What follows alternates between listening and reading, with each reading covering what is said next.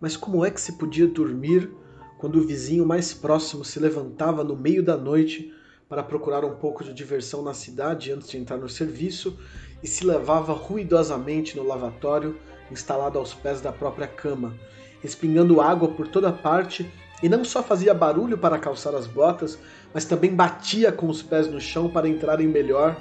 Quase todos tinham botas demasiado apertadas, apesar de a forma ser americana.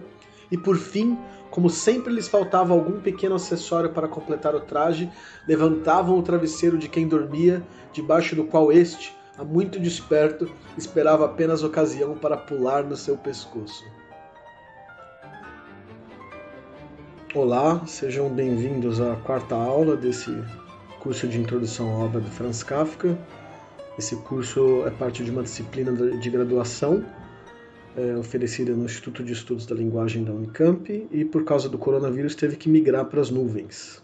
Nessa quarta aula, a gente vai analisar o romance que, já desde o título, é representativo da dispersão que a obra do Kafka, por razões históricas, sofreu. Então é um romance que é conhecido popularmente como América, e esse nome foi dado pelo amigo Max Brod. A gente já conversou sobre como a maior parte da obra do Kafka não foi publicada em vida, e que esse amigo, sendo fiel à obra dele e menos ao desejo dos testamentos do Kafka, posteriormente publicou a obra, num gesto heróico na história da literatura. E esse amigo, Max Brod, mudou o nome do romance, né? O romance se chamava O Desaparecido, como foi escolhido pelo Kafka, e posteriormente se tornou América. Esse título já revela o cenário onde se passa a história. Revela também, a partir desse nome, o ponto de vista do estrangeiro a partir do qual ele é narrado. Então a gente sabe que o Kafka nunca saiu da Europa, e que o conhecimento que ele tem da América, que era um país que já bastante industrializado e que crescia e que nessa época, antes da Segunda Guerra Mundial, já ameaçava se transformar num grande império, o Kafka conhecia através de relatos de viagem, de reportagens, né, em jornais e revistas. Esse conhecimento via texto, esse conhecimento literário que o Kafka tinha da América, se marca em alguns momentos. Então, logo na cena inicial, e é uma cena quase cinematográfica, né? O romance tem muito desse olhar através da janela, seja de dentro dos prédios ou das sacadas para a rua, seja na própria rua, dentro de um carro, olhando para as janelas do lado de fora, ou na cena inicial, chegando na América de navio, né? Uma história muito comum em relatos de viagem, relatos de imigração, não só nos Estados Unidos, como no Brasil também. Então esse olhar do estrangeiro que vê a América chegando de barco, vê logo a Estátua da Liberdade. E a maneira com que o Kafka descreve isso no livro também é representativa desse conhecimento dele da América. Ele comete um erro, né? Ele diz que não é a Estátua da Liberdade, mas é uma estátua da deusa da liberdade, e que ao invés dela estar segurando uma tocha, ela está segurando uma espada. Então, novamente, parecem deformações precisas. É um livro que mistura gêneros, portanto, ele traz essa carga de relato de viagem também, né, de história de vida de um imigrante, e como se trata de um protagonista jovem, também de romance de formação. Então a crítica aponta, por exemplo, semelhanças, né, no desenvolvimento do protagonista, como, por exemplo, o Wilhelm Meister, do Goethe, né, que é o romance de formação por excelência, mas também a Educação Sentimental do Flaubert, que era um livro que o Kafka gostava muito. Então tem uma mistura de descoberta, de deslocamento espacial, né, na figura do imigrante, alguém que sai de um lugar e vai para outro, tanto quanto um deslocamento no tempo também, do amadurecimento desse jovem que descobre, muitas vezes dolorosamente, como funciona a vida, como funciona a sociedade. O primeiro capítulo do romance, O Foguista, ele é publicado antes, ele é a única parte do romance que é publicado em vida, e é a única parte que o Kafka também considerava como bem acabada. Esse romance, como os outros dois, não tem fim, ele é interrompido no meio. A edição brasileira, na tradução da Susana Kampf-Lages, com quem a gente vai conversar daqui a pouco, especifica muito bem, né, o que faz parte do manuscrito original, o que foram incisões, intervenções do Max Brod posteriores, e coloca também os fragmentos finais, que é o mais próximo que a gente tem do final. Essa dificuldade de terminar as histórias que o Kafka tinha, de não ficar satisfeito com os finais, ou de abandonar simplesmente, como no caso dos romances, é algo que a gente encontra também no texto. Eu já falei isso em relação à Metamorfose. A estrutura de desenvolvimento dos enredos do Kafka poderia ser resumida com um acontecimento inicial grande e repetições com pequenas diferenças a partir desse acontecimento inicial. Então não tem grandes plot twists, não tem grandes reconhecimentos, não tem grandes finais trágicos ou não. Assim como na maneira com que as histórias são escritas, né, essa dificuldade de terminar do Kafka. Então, logo nesse primeiro capítulo, o Foguista, a gente já percebe a narrativa na corda bamba da verossimilhança. Então, a cena inicial, o Carl tá na proa do navio, esperando para descer, percebe que esqueceu o guarda-chuva lá dentro. E aí, quando ele corre para buscar o guarda-chuva, aqueles corredores que antes estavam abertos e de fácil acesso, de fácil travessia, estão fechados e ele se perde na infinitude do navio. Então a gente vai ver isso durante o romance inteiro e em muitos outros momentos da obra. Os caminhos se modificam, né? Estão abertos ou fechados, dependendo do interesse do protagonista de cruzá-los. Essa é uma coisa que a gente encontra às vezes em sonho ou em literatura fantástica, e aqui no Kafka aparece sempre com uma tentativa de tratamento realista, mas que às vezes soa estranho. Então a gente vai conversar mais para frente sobre a empresa do tio ou sobre o hotel ocidental, né? Que vai sempre sendo infinitizado. As coisas vão tomando um tamanho muito desproporcional. Tudo bem, a gente entende que o ponto de vista é de um jovem imigrante que acabou de chegar, então tudo parece grandioso, mas às vezes parece grandioso demais. As coisas se multiplicam e, normalmente, para dificultar justamente a travessia do protagonista. Então é como se o espaço agisse de alguma forma, como se o espaço fosse animado de alguma forma e em oposição aos interesses do protagonista. Coisa parecida se dá também de maneira mais discreta com o tempo. A gente vai perceber isso na mansão dos Pulander, por exemplo. Na mansão, o Carl está esperando da meia-noite, né, para receber a carta que estava endereçada a ele. E aí uma hora ele pergunta, cito, aliás, que horas são? Quase 15 para meia-noite, disse o criado. Como o tempo passa devagar, exclamou Carl. E aí adiante, né, um pouco mais na frente, cito, nesse instante soaram 12 badaladas em rápida sucessão, uma engatando no eco da outra. Então, essa mesma variação espacial a gente encontra também no tempo, normalmente de forma a prejudicar o protagonista e causar também um efeito estranho no leitor, né? É um tempo um pouco também que lembra o tempo dos contos de fadas. Tem regulamentos, tem leis em funcionamento, mas nem o protagonista nem nós sabemos exatamente. Que a figura do imigrante é muito poderosa, daquele que não entende as convenções de tempo do lugar. Então, mais na frente, por exemplo, quando ele se reencontra com o Delamarche e com o Robinson, ele diz para si mesmo, cito, agora já está caindo a noite, disse Carl consigo mesmo. Se eu ficar mais tempo aqui, vou ser um deles. Fim da citação. Então parece um pouco uma coisa Cinderela, né? Tem algo no andamento desse tempo que não é completamente da ordem do realismo.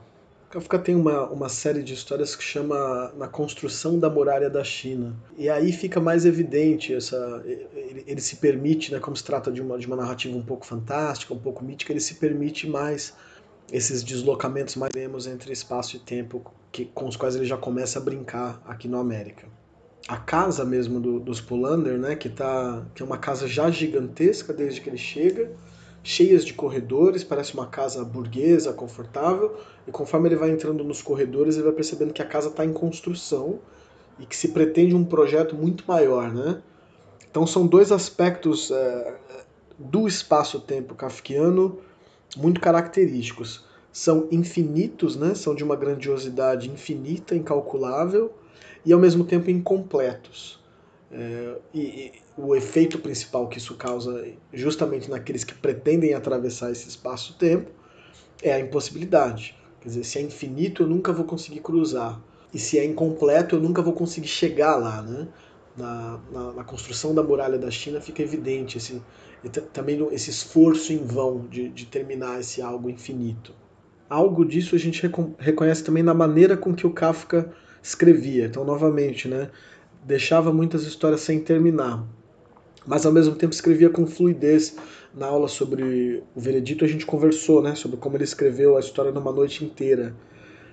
Isso também vale para os romances, né? Então escrevia muitas vezes de uma tacada só capítulos inteiros, e depois encaixava esses capítulos, né? Tanto que tem longos debates quase filológicos, né, em relação aos romances, de saber qual é a ordem deles, porque isso não está marcado necessariamente no manuscrito.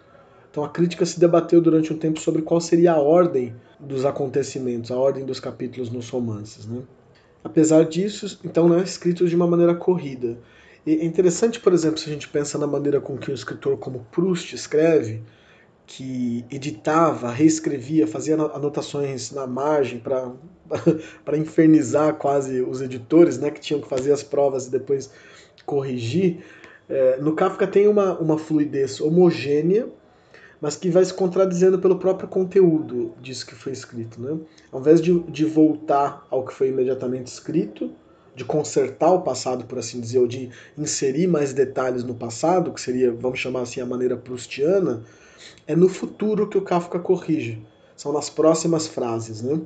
Então, algo é dito, em seguida esse algo é relativizado normalmente, muitas vezes por um interlocutor. A gente percebe isso muito nesse papel do imigrante que não entende como as coisas funcionam, que tem uma visão sobre as coisas, conta para alguém, para em seguida ver essa certeza desmoronar. A gente conversou sobre como isso também é um processo jurídico, né? Você coloca uma prova, em seguida a parte contrária vai relativizar, vai deslocar a perspectiva e vai colocar em questão aquilo que foi dito. Na primeira aula a gente conversou sobre o contexto do Império Austro-Húngaro, né? Como se trata de um Estado multiétnico e de um Estado que tinha muitos conflitos culturais, econômicos, étnicos, e que, ao mesmo tempo, e de forma surpreendente, se manteve coeso, principalmente através da figura do imperador. Quando essa figura deixa de agir, a liga do Estado-nação desaparece, e aí você tem o surgimento de vários pequenos estados. Esse romance, que tá pegando mais ou menos o fim histórico dessa época, traz algumas dessas características, né? A gente vê traços dos conflitos aí. Então, por exemplo, logo no primeiro capítulo, o rapaz que está cuidando da mala do Karl lá em cima, e de quem ele começa logo a desconfiar se vai roubar dele ou não a mala, é um eslováquio. O maquinista-chefe, que tem conflito com o foguista, é romeno. O próprio Karl se diz o tempo todo alemão, né? Isso desempenha um papel importante no romance, na identidade, na maneira com que ele se apresenta, nas relações que ele estabelece com outros alemães durante o romance. Mas em algum momento, quando ele vai falar a cidade natal, ele fala Praga. Isso surpreende um pouco o leitor contemporâneo, né? Como assim alemão se ele é de Praga? Bem, a gente conversou sobre isso na primeira aula, né? Sobre como Praga é composta por uma minoria alemã bem situada economicamente, pelos tchecos e pelos judeus, né? Que é esse grupo também no meio, com uma cultura própria, mas que tenta se assimilar de alguma forma. E sobre como o desenvolvimento histórico desses conflitos participa da vida do Kafka, né? Desde criança ele relata, por exemplo, uma agressão de nacionalistas tchecos à escola alemã em que ele estudava, até em algum momento em que o Instituto de Acidentes de Trabalho, onde ele passou a maior parte da vida, né, como funcionário, sai das mãos alemãs, da administração alemã, e passa a ser tocado pelo Estado, então, recém-formado tcheco, né? Então é interessante notar também esses traços, a presença desses traços no romance, apesar de ser um romance que se passa na América. E aqui a gente também pode fazer um exercício de crítica literária especulativa, por assim dizer, fazer um parênteses, se afastar um pouquinho do texto a partir dele e pensar também na composição étnica dos Estados americanos, né? Obviamente tem esse imigrante europeu, que representa, né, a chegada europeia através dos séculos na América. A figura do índio a gente encontrou no Contemplação, não sei se vocês lembram, né, na narrativa curta Desejo de Ser Índio. Quando na aula a gente comentou sobre como se tratava de um índio é um pouco literarizado, um índio um pouco cinematográfico, né? Um índio que também não é um índio sul-americano, que é um índio que anda de cavalo, e que é um índio que meio que se dissolve no ar, mas que ainda assim representa uma alternativa a esse ser burguês europeu. E também de maneira muito interessante a figura do negro aparece agora no último capítulo do América, e é sintomaticamente quando parece que aquela pretensão que o Carl tinha de participar da vida burguesa da América, nesse momento do romance já desapareceu completamente. Então classe e raça nesse momento se juntam, né? Quando ele se transforma no trabalhador urbano mais precarizado, né? Naquele que vai depender só da própria mão de obra, é que ele muda de nome e usa para si o apelido de negro, negro, no original em alemão. Ele usa o Kafka usa o termo em inglês. Então eu queria fazer esse comentário um pouco paralelo, né? Se a gente falou das várias etnias que compunham o Império Austro-Húngaro e da tensão entre elas, um romance que trata da chegada na América também reflete sobre isso de alguma maneira.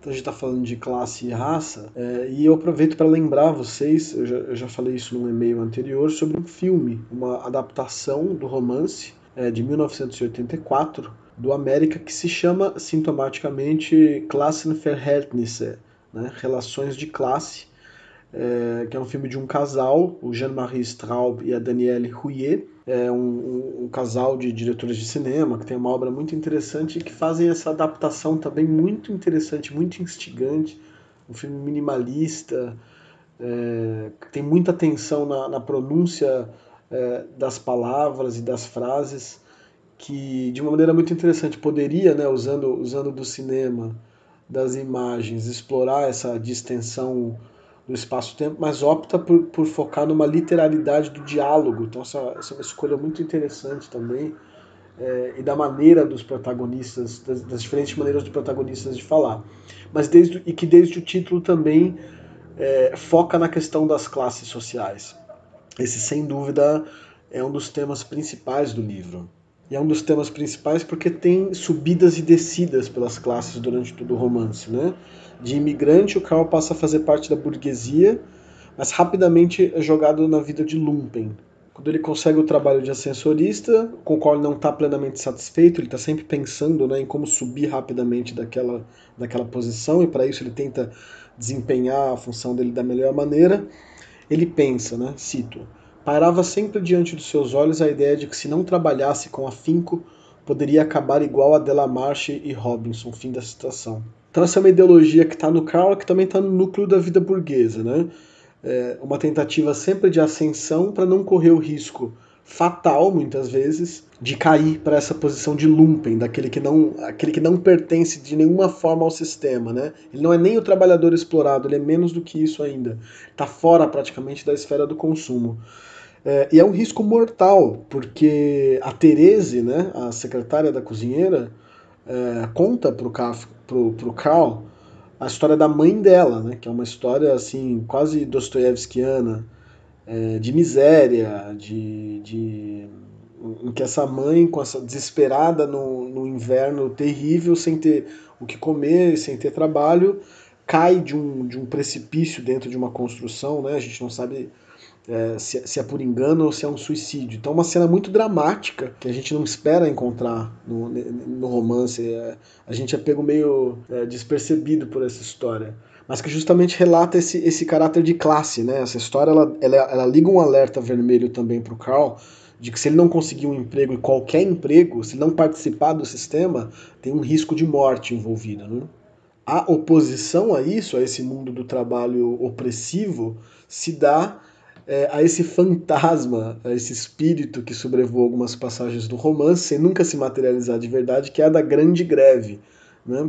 No começo, quando o Carl ainda está alinhado com os burgueses, ele acha que aquilo ali deve ser uma conversa de gente ruim. Né? Conforme ele vai se proletarizando e se lumpenizando, por assim dizer, ele começa a se sensibilizar mais com esses trabalhadores em greve. Né? Inclusive, em algum momento, ele recusa entrar numa van e ir trabalhar na empresa do tio. E essa greve, a gente sabe também, acontece justo na empresa do pai do amigo Mack, né, que é esse grande empresário de construção de Nova York. Então é interessante notar como esses índices históricos, né, realmente tinha muitas greves acontecendo nos Estados Unidos nessa época, os sindicatos não tinham sido completamente destruídos pelo governo federal, pelo FBI, pelo macartismo, pelas acusações de comunismo. Impressionante ver como essas coisas estão presentes, né, e servem tanto como elemento local, como algo que faz parte da construção do romance na América, na Nova York kafkiana, mas também, como dizem mais em sentido amplo, sobre o estado das relações de trabalho, né? Tanto naquela Europa pré-Segunda Guerra Mundial do Kafka, pré-Primeira Guerra, na verdade, quanto no nosso contemporâneo. Essas coisas, né, como sempre, daí está o talento do Kafka como escritor, não vem em forma de discurso político, né? Não é uma literatura de tese. Vai ter muitos debates, inclusive, ao redor desse posicionamento político do Kafka. Essas coisas aparecem em forma de descrições materiais. A gente tem ressaltado muito isso no curso, né? Sobre como os detalhes materiais mimetizam de alguma forma tanto os estados interiores dos personagens como certas condições sociais. Dou um exemplo pequeno do uniforme de ascensorista do Carl. Cito: uma jaqueta que era muito apertada e o induzia a fazer constantemente exercícios respiratórios para ver se ainda conseguia respirar. Fim da citação. Então, quer dizer, você não precisa dizer que o trabalho é opressor e asfixiante, né? Você mostra isso através da costura apertada do uniforme do trabalhador. Você também pode mostrar isso, a desigualdade social que impera na cidade, a desigualdade social brutal, através de uma reflexão arquitetônica, por exemplo, né? Então, cito: Carl já havia passado por longas extensões de paredes totalmente desprovidas de portas. Não se podia imaginar o que havia por trás delas. A seguir, reapareciam portas umas depois das outras. Ele tentou abrir várias delas, mas estavam trancadas, e evidentemente suas peças encontravam-se desabitadas. Era um desperdício de espaço sem par, e Carl pensou nos bairros orientais de Nova York, que o tio lhe havia prometido mostrar, onde supostamente viviam várias famílias num pequeno quarto, e onde o lar de cada família era um dos cantos do quarto, onde bandos de filhos se aglomeravam ao redor de seus pais. E aqui havia tantos quartos vazios que só serviam para soarem ocos quando se batesse a sua porta. Fim da citação. Então tá tudo dito, né? Quer dizer, a distribuição urbanística da cidade, por um lado essa mansão fora de Nova York, que só é acessível de carro ou de trem, por outro lado essas grandes aglomerações urbanas onde famílias vivem apertadas.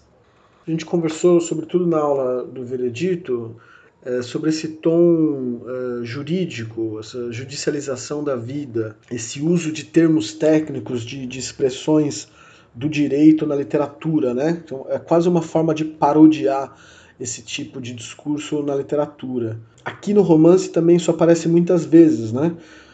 São muitas as cenas em que o Carl ou está defendendo alguém, isso aqui é um resumo do primeiro capítulo do Foguista, né? O Carl posando de advogado desse trabalhador, e no resto do romance o contrário, o Carl muitas vezes sendo defendido de acusações. Então, novamente, para ressaltar esse tom jurídico da literatura do Kafka, né? A crítica chama esse tom burocrático de Kanzlei-Deutsch ou de Beamtendeutsch, que seria um alemão de chancelaria, de escritório, ou um alemão de funcionários, de autoridades. Isso não só no nível linguístico, né, mas também do ponto de vista das descrições. Tem muitos críticos do meio do século XX que vão colocar o Kafka como o primeiro grande poeta a tratar do mundo do trabalho, por assim dizer, de uma maneira quase fantástica, né? O Kafka, ao invés de tematizar, não sei, ao modo do Brecht, do Mayakovsky, a partir de uma posição política declarada, opta por uma descrição em que esses elementos se manifestam materialmente, né, nas descrições, no texto, e com isso produz também um efeito duplo. Por um lado, parece encobrir as questões ideológicas, por outro lado, elas aparecem reveladas com mais força do que nunca, né? Para continuar nessa comparação um pouco temerosa entre Brecht e Kafka, que tinha uma relação, aliás, muito tensa. O Kafka não leu Brecht, mas o Brecht leu e tinha problemas enormes com o Kafka, e tem discussões interessantes com o Walter Benjamin por isso. Isso seria assunto para uma outra aula muito interessante. As diferentes maneiras de se abordar questões sociais, né? Então penso nessa frase do Brecht, ou atribuída a ele, de que o que é roubar um banco comparado com o que é fundar um banco. E aí cito uma passagem do América. O Sr. Green apoiava um cotovelo sobre a mesa e tinha aproximado o rosto ao máximo do Sr. Polunder. Não conhecendo o Sr. Polunder, poder-se-ia muito bem supor que ali estivessem tratando de crimes e não de negócios. Fecha a citação. Isso aqui é uma coisa que poderia estar no Marragone ou algo assim, né? É uma descrição que começa focando no absolutamente material, né? Quase não tem plano subjetivo. É uma descrição de duas pessoas que estão conversando. É uma descrição do gestuário dessas pessoas, e dos móveis ao redor, e que termina com essa justaposição surpreendente, né, entre o mundo dos negócios e o mundo dos crimes. Para mim aí se resolve a questão, que é uma questão que acompanhou a obra do Kafka desde sempre, que é sobre o engajamento da obra. Não é um engajamento panfletário, né, é um engajamento literário crítico, por assim dizer. Quando você chega a um fim de frase desse discreto, despreparado, mas tão potente dessa maneira, acho que a orientação da obra fica explícita, né? Um outro autor que a gente pode usar, e esse sintomaticamente fora da literatura, que a gente pode usar para pensar o Kafka, sem dúvida é o Max Weber, o grande sociólogo alemão, que reflete sobre, principalmente, a burocratização do Estado moderno. E aí tem descrições no Weber que parece que são retiradas do Kafka e vice-versa. Isso é muito sintomático sobre isso que eu estou chamando, né? A literatura do Kafka dá um passo fora da linguagem e dos termos da literatura, que ainda estava próxima de alguma maneira do romantismo, do expressionismo, e se aproxima do alemão falado cotidianamente por ele e pelos seus pares dentro dos escritórios, né? Então ele enxerta na literatura, e aí você tem um gesto definitivamente modernista, esse vocabulário técnico, tecnológico, que era praticamente uma outra língua, né? O Kafka junta, ele faz um curto-circuito entre o alto-alemão literário e o alemão falado dentro dos escritórios. Dou um exemplo, novamente, né, semelhante ao anterior, de descrições muito materiais, muito corpóreas, que revelam muito sobre o contexto social da época, que com certeza se estende até nós, né? Então, cito: no meio da sala havia um movimento permanente de pessoas que corriam de um lado para o outro. Ninguém cumprimentava, os cumprimentos haviam sido abolidos. Cada qual ia seguindo os passos de quem o precedia, olhando para o chão sobre o qual pretendia avançar da maneira mais rápida possível, ou então capturando com olhadelas para os papéis que tinham em mãos o que na certa eram apenas palavras ou números isolados e que esvoaçavam com seu passo apressado. Fim da citação. Então você tem aqui quase um relatório de movimentos e pequenas impressões de funcionários dentro de um grande escritório. E essa descrição cinzenta, burocrática, ao imitar a ideologia em funcionamento, quase que a revela, né? Acho que se a gente for pensar política em termos literários, a gente precisa pensar a partir do texto, do que o texto propõe, né? Não da inclinação pessoal do autor ou algo assim. Especificamente no caso do Kafka é só assim, quer dizer, claro, existem estudos muito interessantes, né? Como por exemplo do Michel Levy, que é o Franz Kafka, Sonhador Insubmisso, em que ele vai mostrar com elementos biográficos a participação do Kafka em células anarquistas, né? Em Praga, trechos de leitura, trechos de cartas que mostram, né, uma posição ideológica específica, crítica ao capital, por assim dizer. Mas não é por isso que o Kafka é importante, né? O Kafka não é importante como militante revolucionário, o Kafka é importante como escritor, e aí cabe a nós entender como esteticamente ele representa a realidade e as possibilidades de ação a partir daí, né? Isso aqui seria a abordagem literária. Então, nessa descrição mecânica, realista, do modo de funcionamento da vida no escritório, você diz muito sobre essas relações humanas, e pelo contrário sobre essas relações que são desumanizadas, né? Porque os cumprimentos foram abolidos em prol de uma produtividade. E é uma coisa também angustiante de se ler, porque a gente se reconhece, obviamente, e é quase desesperador pensar que isso foi escrito 100 anos atrás. Você imagina o que era um escritório 100 anos atrás e o que é hoje, né? A dimensão da aceleração e como tudo isso já estava contido lá e como Kafka soube representar isso tão bem de forma que é contemporâneo nosso. Então, nas aulas anteriores, a gente conversou bastante sobre essa relação estranha que a obra do Kafka tem com as mulheres, né?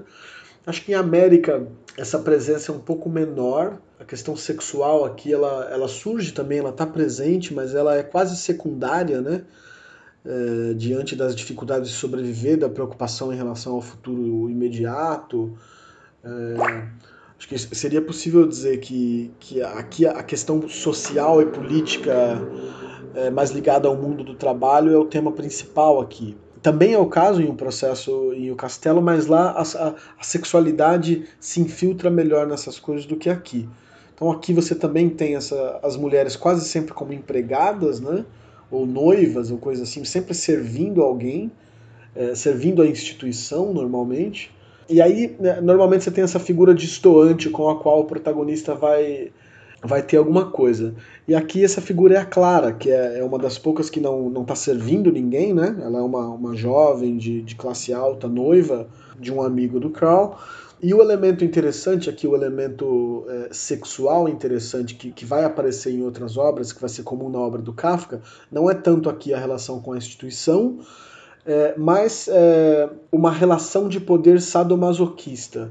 Ou seja, se há sempre uma luta entre o protagonista e as instituições, se a gente puder fazer esse resumo abstrato da obra do Kafka, né, trata-se sempre de uma luta de um sujeito protagonista, normalmente alter ego do escritor, mas não só, né, uma figura moderna, mais ampla. Se há sempre uma disputa de poder, de quem inflige dor em quem, e o Kafka é um escritor que descreve com detalhes essas dores, né? Basta a gente pensar na metamorfose, nos chutes do pai, na maçã encravada, enfim, essa dor ela é descrita com detalhes. A dinâmica sexual também reproduz isso, quer dizer, essa lógica de disputa de poder por quem inflige dor em quem, que do ponto de vista da sexualidade, dos fetiches é descrito como o sadomasoquismo, né? A gente já falou sobre a Dama em Peles, o livro do Zahar Marsov, na aula sobre a metamorfose, também aparece aqui numa cena muito instigante, assim, que realmente poderia também tá no livro do Sade ou tá no livro do Sadr Mazor, que é muito interessante. E é interessante justamente porque a Clara, talvez observando a posição um pouco subalterna do Carl como imigrante, tenta justamente inverter a normatividade da dominação. Então, se é um homem que normalmente domina uma mulher, ela vai tentar inverter isso e o Carl vai se recusar a isso. É ela quem quer dominá-lo, é ela que quer infligir dor e humilhação. E nesse sentido, ela se junta com as instituições, né? É como se no América a instituição finalmente tomasse um rosto feminino, que normalmente não é o caso. Normalmente é um sistema claramente patriarcal. Aqui, por um momento, a Clara assume essa função. Então eu cito essa passagem instigante. E se, perguntava ela enquanto isso, e se para castigá-lo por mau comportamento para com uma dama, eu quisesse mandá-lo para casa com uma sonora bofetada? Talvez fosse útil para a sua vida futura. Aqui não constituísse motivo de boas recordações. Me dá pena, é um rapaz até bem bonito, que se tivesse aprendido jiu-jitsu, provavelmente teria me dado uma surra. Porém, estou enormemente tentada a lhe dar uma bofetada, vendo-o aí assim deitado. Fim da citação. Então uma situação muito interessante, né? Porque a gente está naquela correria do Carl, acabou de chegar na América, agora está com o tio, está na casa dos Polunder, que são ricos, pensando no próprio futuro, e de repente ele é colocado num quarto com uma moça, tem uma conotação sexual evidente, e essa conotação sexual rapidamente se transforma em violência, numa ameaça de violência dessa moça que não sabe explicar porquê, mas quer dar essa bofetada, que reconhece que talvez tivesse que perdesse para ele na luta, caso ele tivesse aprendido jiu-jitsu, que é uma coisa que a gente não espera encontrar na obra do Kafka, né? Mas que quer demonstrar esse domínio sobre ele. Então isso tudo é muito específico, né? Chama atenção, tá normalmente quase fora do realismo. Você pensa assim, mas que é isso que ela tá falando? Não é normal que uma moça que tá recebendo um cara pela primeira vez em casa, que tá tentando ser hospitaleira porque talvez tenham relações de negócios envolvidas, do nada faça ameaças físicas a ele, né? E novamente, em diante, o Kafka vai reescrever, né? Dizer, não era bem assim, eu não quis te ofender, minimizando essa briga, mas que é uma passagem muito interessante. Eu chamo atenção a ela porque me parece que aqui as relações de poder e as relações de sexualidade se misturam, né, como costuma acontecer na obra do Kafka, mas para chamar a atenção que esses elementos que no campo do erótico são sadomasoquistas, também estão nas relações sociais mais amplas. Né? Isso aqui é o que eu acho que é interessante aqui. Então, enquanto a gente ainda está nessa mansão, logo em seguida ele percebe que o tio o expulsou e fica perambulando pela casa tentando sair, né? Até que alguém ajuda ele e do nada abre uma porta e aí tem uma saída para fora. Isso é muito comum na obra do Kafka, essas portas que de repente que ou estão fechadas e facilitariam a vida dele se estivessem abertas, ou do nada se abrem e abrem um caminho. Quer dizer, esse salto entre o perto e o distante, essa possibilidade muito flexível de conseguir fazer a travessia ou não, é muito comum na obra do Kafka, e como uma aluna relatou por e-mail, também é muito comum no mundo dos sonhos, sem dúvida.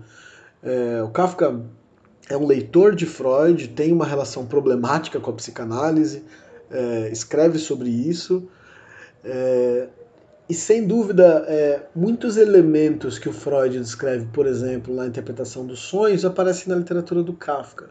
Então, inversões, tentativas de esconder, de reprimir, e esses pequenos saltos no espaço e no tempo, né? Então, quem é que nunca teve num sonho em que em um momento estava num lugar e de repente estava em outro lugar completamente diferente, ou está conversando com pessoas que já morreram, ou está conversando com pessoas que no fundo você sabe que são outras pessoas, né? Esses truques que a nossa mente usa, né, para apresentar conteúdos que precisam ficar reprimidos, mas que querem vir à tona.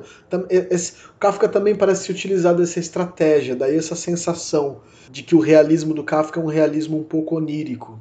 Outra figura comum nos sonhos que são os duplos, são inversões ou são versões masculinas ou femininas, ou versões diferentes do que se é, né?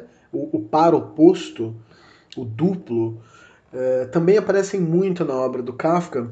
A gente vai ver isso na figura dos ajudantes ou dos policiais nos outros romances, e aqui aparece sem dúvida nessas figuras muito estranhas do Robinson e do Delamarche, né? São figuras que no começo são um pouco indistinguíveis, assim, são figuras estranhas, que são meio crianças, meio infantis, meio adultas demais, né? Meio perigosas já, malandros, assim, adultos envelhecidos pelo trabalho. E aqui chamar a atenção rapidamente para os nomes, né? O Delamarche claramente um nome francês, uma referência à França, e o Robinson, que seria esse irlandês, aqui é uma referência clara, sem dúvida, ao Robinson Crusoe, ao romance, né?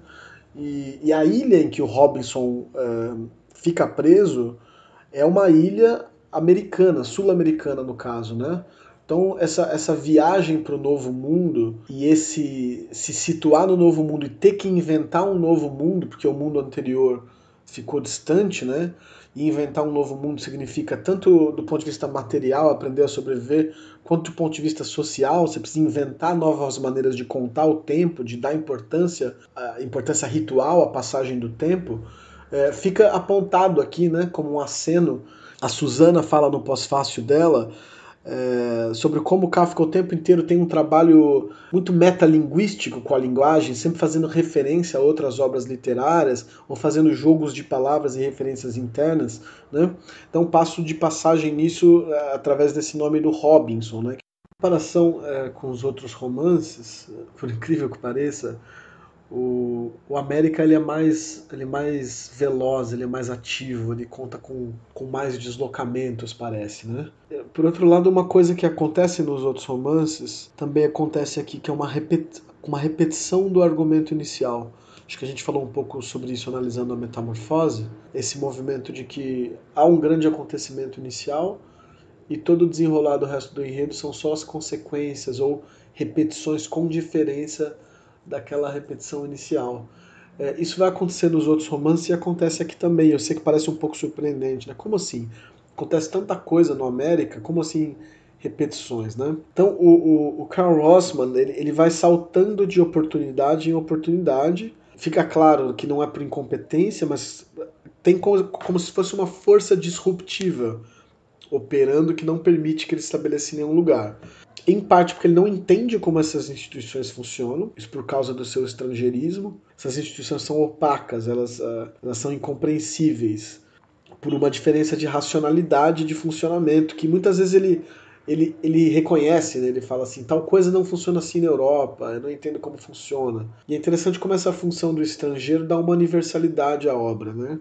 É uma estratégia literária do Kafka, bem, o estrangeiro, porque assim o leitor também consegue ver o funcionamento desse mundo estranho com algum estranhamento. Então é estranho que nós nos reconheçamos no Karl Rossmann, né? Nós que não somos estrangeiros não estamos no estrangeiro. Ainda assim, as instituições, a maneira, o modo de funcionamento do mundo, as relações entre as classes são misteriosas para nós. Então é interessante se reconhecer nele dessa maneira, né? Mas ainda sobre a repetição, né? Esse mesmo movimento, as instituições recebem com portas abertas para logo em seguida expulsarem ele pela porta dos fundos. Ele recebe uma admissão gratuita, né? E a gente se empolga com ele de um momento precário, né? Ele chega no navio, ele perdeu a mala, ele não sabe o que ele vai fazer chegando em Nova York. Bang, tio rico. Ele está andando na estrada com dois vagabundos sem perspectiva. Bang, é admitido no hotel. E isso vai se repetindo, né? Quando é expulso do hotel, com a cantora, em seguida com o teatro de Oklahoma. Mas essa admissão gratuita logo é seguida de uma injustiça que é mais ou menos evidente e que leva ao rebaixamento arbitrário à posição anterior ou a uma ainda inferior.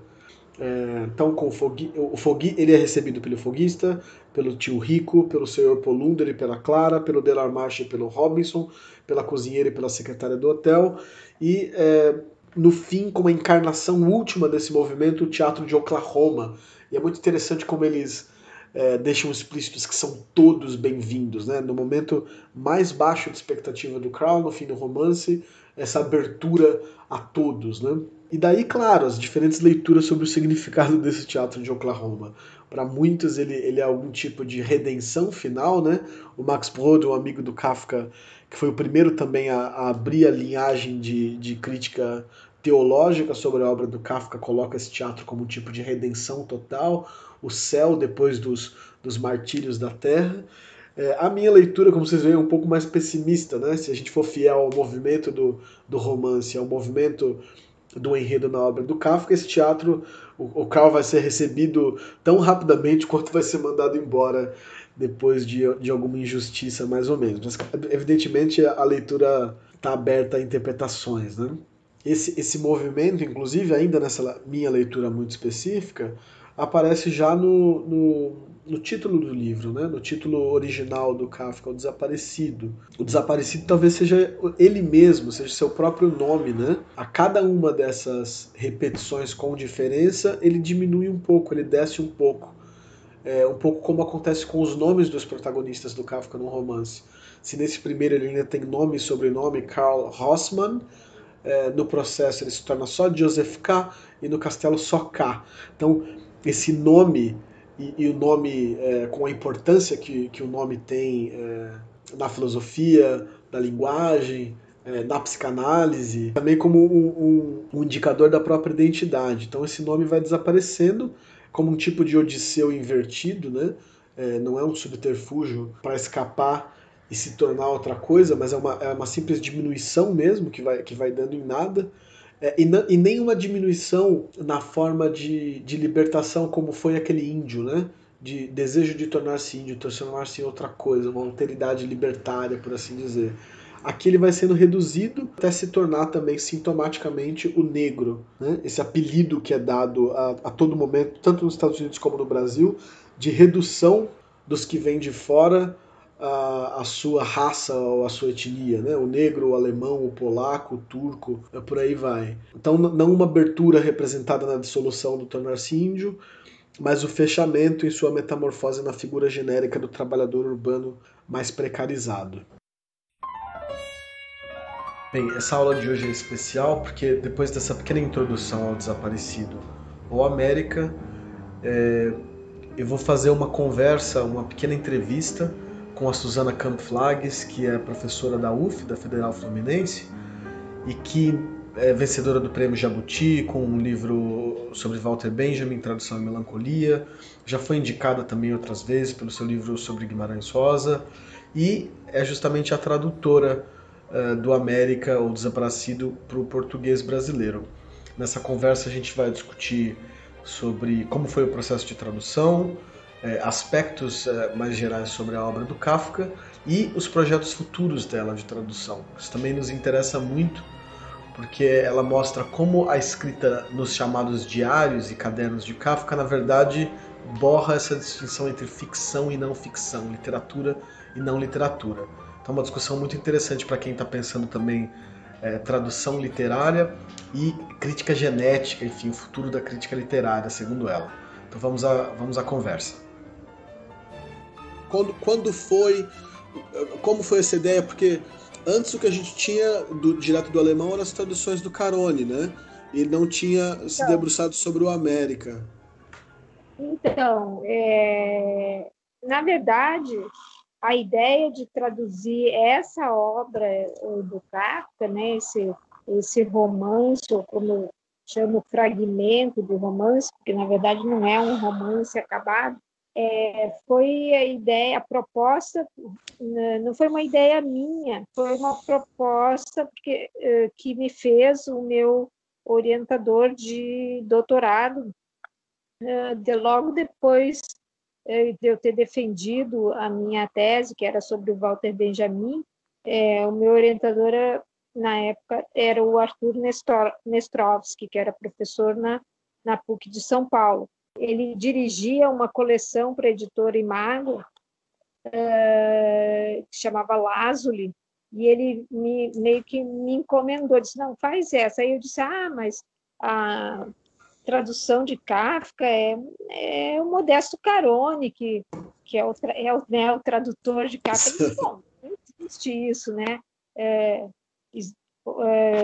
Pode haver mais tradutores de Kafka, né? Ele não é o único, claro que é um nome importante, mas nada impede que outros traduzam. Depois, de fato, além de mim, depois o Marcelo Paques publicou traduções. Aliás, só da Metamorfose tem umas 5, 6, né, traduções diferentes, recentes, né? Mas tem um pouco assim, como assim, o Modesto Carone é o tradutor eleito, e eu tinha essa ideia já naquela época, final dos anos 90 do século passado. Só que eu engravidei. Durante o processo? Não, antes, né? Antes. Mais ou menos na época, assim. Aí eu me lembro de estar, assim, tá fazendo a tradução. Comecei a tradução quando estava grávida, com neném pequeno, criança pequena. Demorou aí uns 5 anos, né? Essa tradução. E aí alguém me sugeriu, acho que não me lembro mais quem foi, se foi o próprio Arthur, ou foi o Nelson Ascher, eu acho que me encaminhou para a editora 34. E essa sua opção de colocar de marcar muito bem na edição brasileira as intervenções do Max Brod e o original do Kafka, né? No Kafka é sempre difícil a história de publicação da obra é um pouco a história da Primeira Guerra, da Segunda Guerra Mundial, da ida do Max Brod para então Palestina. De onde que veio essa sua opção por fazer essa edição crítica? A minha edição não é bem uma edição crítica, ela não chega a tanto. Ela até porque assim, os editores não as editoras não têm condições de bancar uma edição crítica. Uma edição crítica é algo que tem que ser feito por uma biblioteca nacional, tem que ter Sim. uma verba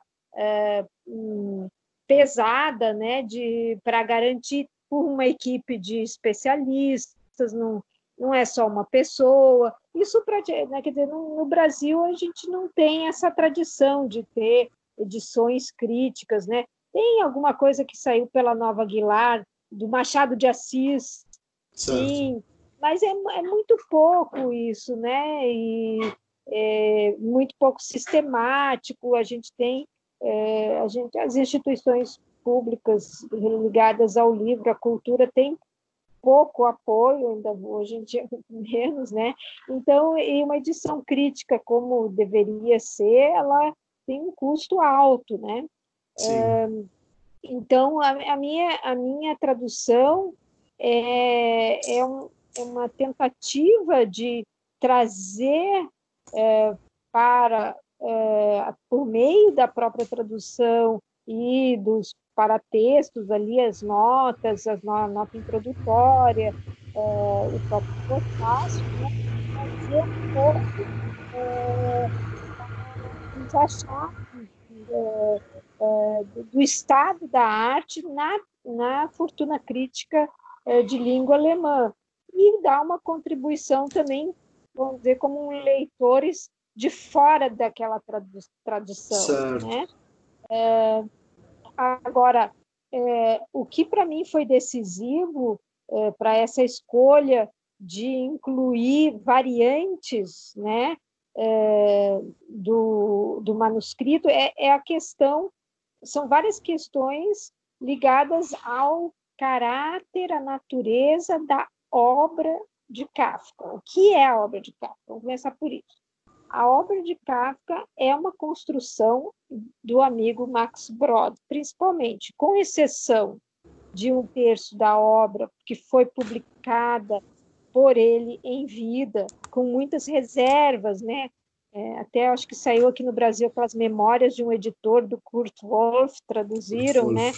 Ele entregou para publicação, depois teve escrúpulos, queria retirar, quer dizer, teve toda uma série de hesitações e dúvidas sobre qualidade e a medida que aquela escrita correspondia ao que ele, as exigências internas dele como escritor, mas enfim, uma parte das obras, dessas narrativas breves, foi publicada. Nenhum dos assim chamados romances, que na verdade nenhum deles é um romance acabado, e justo por isso ele não publicou, né, não foram publicados. Quem publicou, quem criou verdadeiramente os assim chamados romances do Kafka foi Brod, né, que um pouco eu descrevo, né, ele corrigiu erros, ele arredondou, certo. escolheu, né, a ordem dos capítulos, tanto para o América quanto para o processo. Sim. E a tradução que mesmo a tradução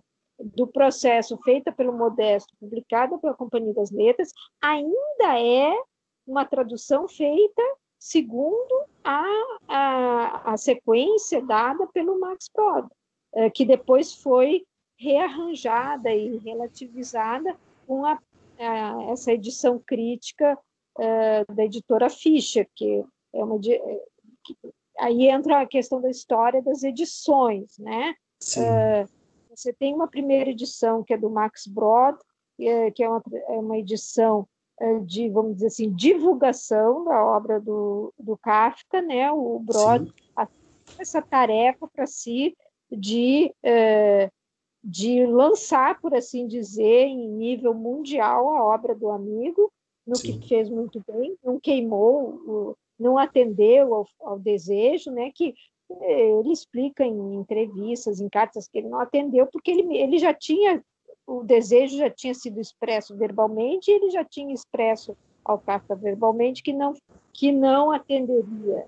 Se você lê naquele Kafka Handbuch, né, no histórico, né? Ele logo, o resenhista, ele começa, né, contando, né, historiando com essa primeira versão que o Kafka destruiu, ele jogou fora, né? A primeira versão onde haveria dois irmãos, os personagens não eram só o Carlos, mas não era só o Carlos que emigrava, o imigrante, mas tinha um irmão, né, uma contraparte, um duplo, que ficava na Europa numa prisão.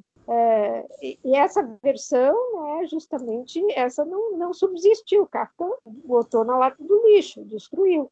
Então, o que ele queria destruir, ele destruiu. Kafka sabia com muita antecedência que ele ia morrer. Então, se ele quisesse destruir de fato, ele teria destruído o que ele queria destruir.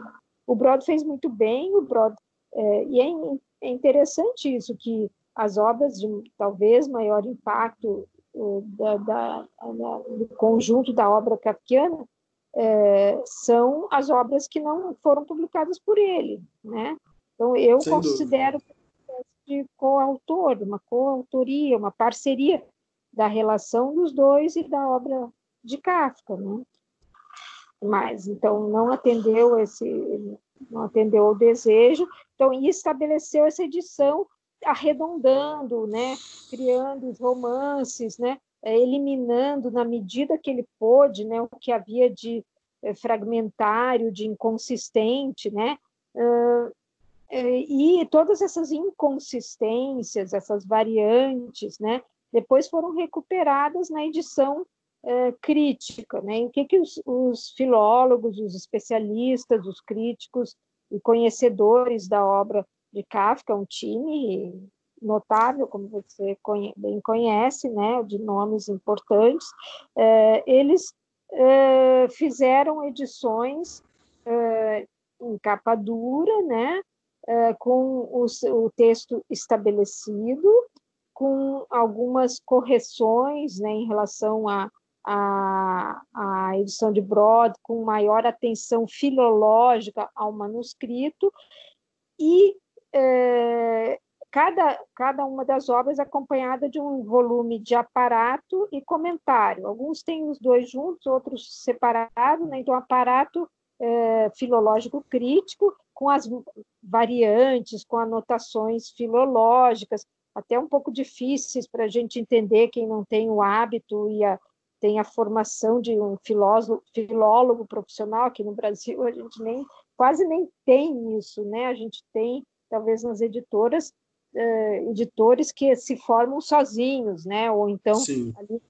Depois, acontece que nos anos 90, uma dupla de estudiosos do manuscrito do Instituto do Texto de Heidelberg, o Roland Boyce e o Peter Stengler, especialistas no campo da crítica genética, né, passou a propor que se fizesse, né, e ganhou, né, verbas oficiais para fazer edições, né, da obra de Kafka de caráter genético, né, ou seja, edições facsimilares, então facsímiles, né, que envolvia a cópia de todos os manuscritos, né, que estão depositados em grande parte na biblioteca bodleiana, em Oxford, na Inglaterra. Sim.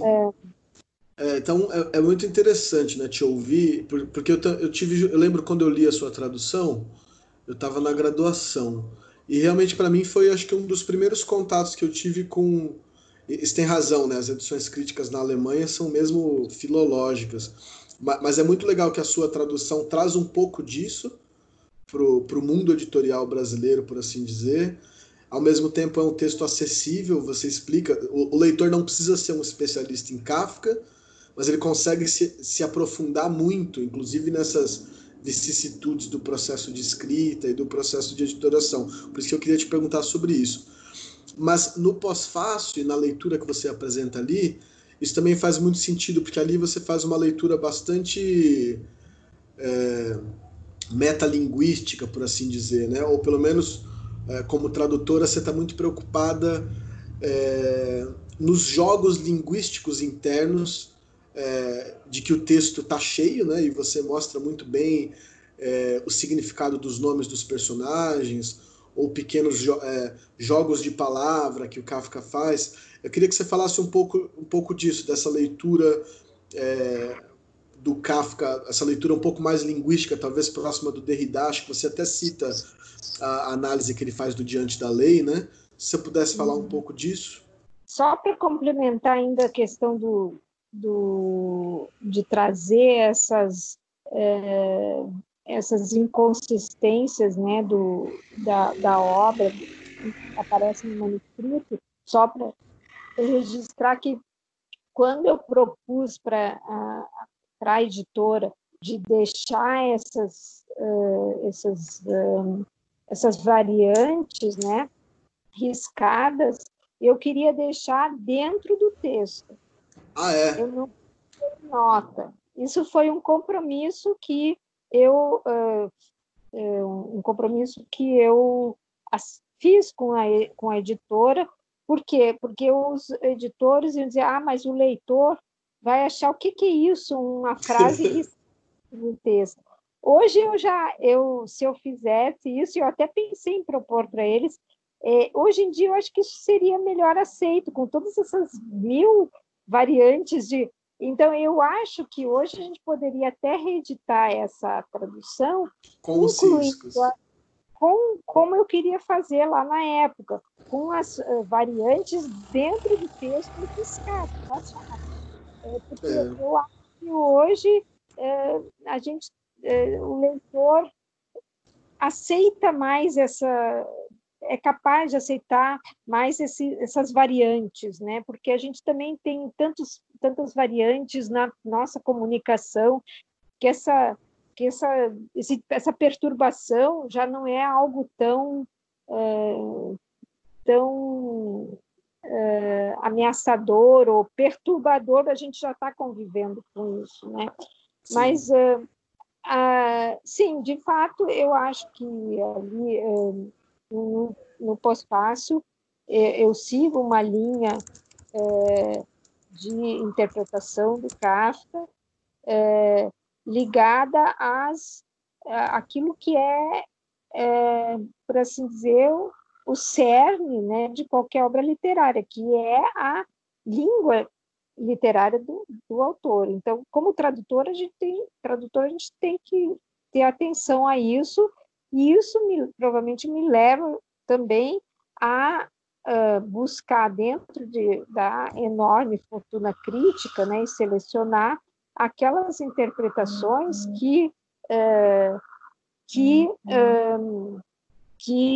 atendem ou que têm uma atenção maior para os elementos propriamente de linguagem e literários da obra, né? Quer dizer, desde a questão da intertextualidade também. Você conhece a bibliografia Fortuna Crítica Kafkiana? Ela é virtualmente kafkiana, ou seja, é uma quantidade de obras e comentadores vertiginosa, né? Sim. Então a gente tem que meio que abrindo o próprio caminho de acordo com os interesses de leitura. Claro, a gente leu alguns clássicos, né? Algumas interpretações famosas, né? O Günther Anders, mas a gente acaba tendo que escolher, e a minha escolha, minhas preferências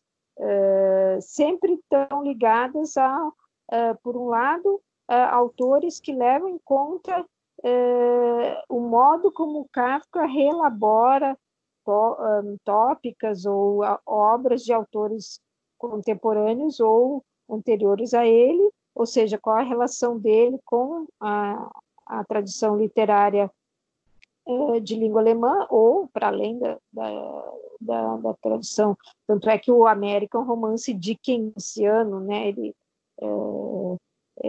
leu Dickens, né, quer dizer, as leituras dele, né, considero isso importante, e eu também eu considero relevante, né, para minha leitura, pelo menos, considerar o modo como ele manipula a própria língua, né, a visão que ele tem do trabalho literário, né, um pouco assim como quais são as técnicas compositivas e o que ele está tentando fazer, e desse ponto de vista, né, é inevitável a gente abordar a relação dele com as tendências, né, literárias contemporâneas, a relação dele com os expressionistas, né, ele ao mesmo tempo ele comungava de algumas estratégias, vamos chamar assim, né, de escrita, mas não de outras, né? Eu acho que eu chego a falar nisso no pós-fácil, ele nunca faria, né? E justamente por isso ele não reconhecia, estava insatisfeito com esse inacabamento de certos romances, né? Porque ele não comungava dessa ideia de que precisava desmontar, né? Mas de fato ele fez isso, né? E tendo deixado os fragmentos, né? As obras fragmentárias no seu acervo, né? No seu legado literário, ele, por assim dizer, deu um aval de que, bom, essa fragmentariedade faz parte da obra, né? Então essa desmontagem, né? Estar desmontado, não estar acabado, o inacabamento, né? Como parte constitutiva da obra, isso ele, de uma forma ambivalente, comungou com os seus contemporâneos, mas criticou. Ele, como em tudo, né?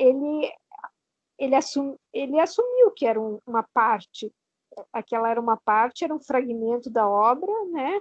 Mas não era a obra, mas era uma obra, né? Já então, era a obra. Já era. É como se ele prefigurasse, eu acho, aquilo que hoje a gente chama de hipertexto, né? Onde uma parte pode ser independente, mas pode participar de múltiplos contextos, múltiplas outras estruturas ao mesmo tempo, né? Suzana, a gente falou, né, sobre essa relação do texto do Kafka com outros textos e com a própria língua, o material de escrita dele é a língua. Mas também tem, obviamente, né, uma leitura que poderia ser mais exterior, mais social, essas coisas se misturam. O América é um livro sobre imigração também, né? E é impressionante como Kafka é quase profético, né? Como esses textos do Kafka vão se desdobrando no sentido benjaminiano através do tempo. A gente vê essa crise dos imigrantes na Europa, mas que no Brasil, enfim, algo que vem para ficar. E o América mostra muito isso, né? Do ponto de vista desse imigrado, das oportunidades que vêm e que vão. E você muito bem lembra que é um tema atual, ao mesmo tempo é um tema da diáspora, né? Você aponta para a cidade de Ramsés, que, bem, estamos no mais contemporâneo e no mais antigo ao mesmo tempo, né? Não sei, se você quiser comentar um pouco sobre essa contemporaneidade do América, talvez. Não, é estranho porque, ao mesmo tempo, é um tema antiquíssimo, né? A diáspora é o tema judaico por excelência. Excelência. Né? Na verdade, o que a gente poderia dizer é que Kafka mostra claramente que, na modernidade, somos todos judeus, na diáspora. Né? São todos povos em trânsito, em movimento. Né? Na verdade, o que ele mostra, né, é que o final não é feliz, né? Essa situação é uma situação tão entranhada nas comunidades humanas, né? Que esse acolhimento ele é apenas atendido parcialmente, né? Ele Temporariamente. sempre temporariamente, né? Porque sempre sobra um vazio, né? Tem sempre algo que não é atendido, né? Até o final de América não é dos mais terríveis, né? Tem assim, é isso que eu ia te perguntar. Eu sempre achei interessante a leitura que o Benjamin faz, que é tão otimista do teatro de Oklahoma. E para mim sempre me pareceu que, bem, ele vai ser admitido e talvez depois vai ter uma injustiça e ele vai ser mandado embora, como é o movimento do romance. E aí o Benjamin nos surpreende com uma leitura otimista, né? Não sei como você lê esse ele capítulo. conhecia só a versão, e ele também só conhecia, né, aquela antiga versão. Sim, verdade. A gente pode fazer a leitura otimista e a pessimista. Como a gente pode fazer a leitura otimista e pessimista do que está acontecendo agora, né? Quer dizer, porque, na verdade, é sempre possível piorar, né?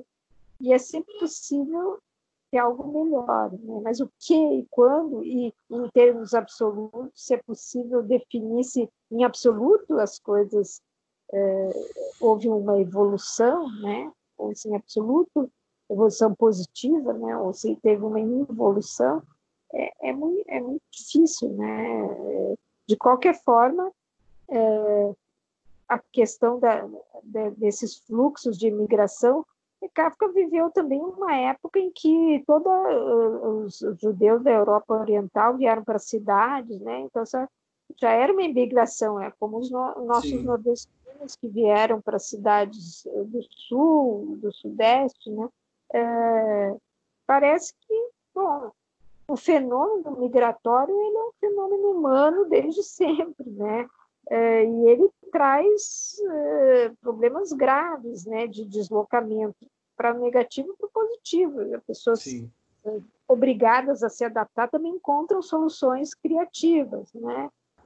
Ainda desse ponto de vista otimista do futuro. Então, quero saber sobre então a sua pesquisa atual, quer dizer, como é que a partir da tradução do América e chegando hoje, quer dizer, os seus estudos, as suas pesquisas de Kafka e da literatura alemã, o que você tem feito? O que marca a minha leitura é essa descoberta do universo do manuscrito.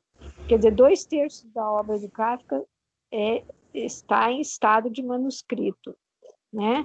E a partir desses 2/3 foram construídas obras a partir da intervenção não profissional do Max Brod, mas apaixonada, vamos dizer, de amigo, com seus erros e acertos, né? Mas para mim essa leitura do Royce, do Stengler, mesmo com uma certa radicalidade, às vezes um certo exagero, ela mostrou que, para mim, me fez pensar que a obra de Kafka não pode, eu cheguei porque eu comecei a estudar a questão dos diários, da escrita diarística, eu comecei a me aprofundar nesse tema. Na verdade, a forma mais interessante de se publicar hoje a obra de Kafka não é publicar aqueles segmentos, assim como o Brod repartiu a obra, mesmo a obra do espólio, mas publicar os cadernos, assim como ele se apresenta. Não a seleção do que separando o que é ficção, o que não é ficção. Então, por exemplo, agora estou trabalhando com um aluno que está fazendo um doutorado e a gente está traduzindo junto uma seção de um maço de folhas, chama Convolute, onde há uma série de narrativas até conhecidas já e anotações diarísticas. E o que a gente vai fazer é publicar tudo junto, sem selecionar. Vamos tirar a ficção e aquilo que é... Então, isso vai ir um pouco além daquilo que eu fiz na América, porque esse tipo de publicação dos próprios cadernos, por exemplo, a minha ideia é que a gente deveria tentar traduzir, publicar os cadernos com as anotações e começos de narrativas, às vezes tem narrativas completas, porque esse conjunto, um pouco, essa miscelânea dos cadernos, ela faz parte, eu acho, daquilo que a obra do Kafka é na sua essência, no seu, como ela está no manuscrito, como ele deixou. Claro que ele deixou também para que leitores profissionais, como editores, façam uma seleção, isso é permitido. Ele sabe disso, o Kafka sabia que ele deixando o material, ele estava dispondo disso para quem quisesse. Mas eu acho também que hoje um editor, levando em conta a crítica genética e levando em conta que a gênese da obra fala algo da obra, eu acho que hoje a gente poderia... É claro que nós não vamos fazer a obra edição e genética crítica alemã em português, mas a gente pode fazer para a América, tentar fazer essas publicações onde ficção e não ficção se misturam. Por exemplo, uma vez o Leandro Sarmatz queria que eu traduzisse para a Companhia das Letras os diários, mas eu estava no meio de elaborar o meu projeto de pesquisa, e ele até acho que vai publicar os diários. Já saiu até uma publicação pela LPM. E eu, naquela época, não tinha segurança de como publicar isso, então não quis me comprometer. Porque hoje eu vejo que, na verdade, não devemos publicar os diários, nós devemos publicar os cadernos. Os cadernos, porque as coisas se misturavam, né? Dentro desses cadernos, você tem o que é a escrita diarística misturada, alternada com uma escrita ficcional. E essa borragem, essa dissolução de fronteiras entre o ficcional e o suposto não ficcional, né, porque a escrita do diário, enfim, isso é verdade? Qual é a verdade, né, de uma escrita diarística? Né? Isso coloca um problema, inclusive, para quem estuda os diários, né? Isso vai dar um Kafka muito diferente. Sem dúvida. Agora a gente vai tentar publicar, vamos ver agora com o Covid e tudo, estou ainda corrigindo, fazendo uma leitura e aperfeiçoando a nossa tradução com sugestões, né? O Gabriel, que é meu aluno, ele já fez a primeira versão bruta, né? E ele está escrevendo, vamos dizer, a parte, vamos dizer, de comentário a isso, e a gente estava querendo publicar ainda, porque era 1920, né? Era 2020, era uma 100 anos agora. Mas não sei se a gente vai conseguir, não, mas vamos ver, se não der em 20, vai em 21 mesmo, atrasado. Mas basicamente, assim, essa minha ideia atual é de que o que é interessante publicar, e isso não foi feito em nenhum outro país, por enquanto, em outras línguas. Acabou de sair uma elogiada tradução da Metamorfose, da Susan Bernowski, tudo bem, mas não tem, assim, não tem nenhuma, assim, não tem nada, assim, de erudição por trás daquele trabalho dela, muito bem feito, sim, mas não tem uma força interpretativa, não tem uma proposta diferente, é mais uma tradução da Metamorfose, como as 6 que a gente tem aqui. Certo. Então, o que eu estou pensando é algo que entra diretamente na estrutura da obra, e desestrutura, porque você imagina, você vai ter o Heitzer dentro, junto com outras 1000 anotações, né? Então você vai ter o caderno, você não vai contexto também de produção, né? Mas isso só é possível quando você leva o manuscrito a sério, quando você parte do manuscrito. Você não distingue de antemão o que é literatura e o que não é literatura, o que merece ser publicado e o que não merece ser publicado. Né? É uma visão diferente do Modesto, com todo o respeito que eu tenho pelo Modesto, as traduções dele são muito cuidadas, mas ele, enfim, toda a geração dele, ele fez, as leituras que ele fez era daquele primeiro manual do Binder, né, que também é muito respeitável, mas o Binder também o Binder já mudou muito, né, desde os seus primeiros escritos, né? Então, eu acho que o Modesto não acompanhou toda essa evolução, todos esses desdobramentos na fortuna crítica, e eu não sei nem se ele conhecia, por exemplo, essa edição genética, né? Então... Muito obrigado, também te agradeço em nome dos alunos do curso, é um privilégio poder ouvir você, sobre a tradução, sobre o seu pensamento de Kafka, você como uma das maiores conhecedoras da obra no país, com certeza. Então, te agradeço muito. Eu que agradeço e mando um grande abraço aos seus alunos e que, na medida do possível, eles consigam manter algumas leituras aí, se manter firmes com a ajuda da literatura, que vai passar. Vai passar.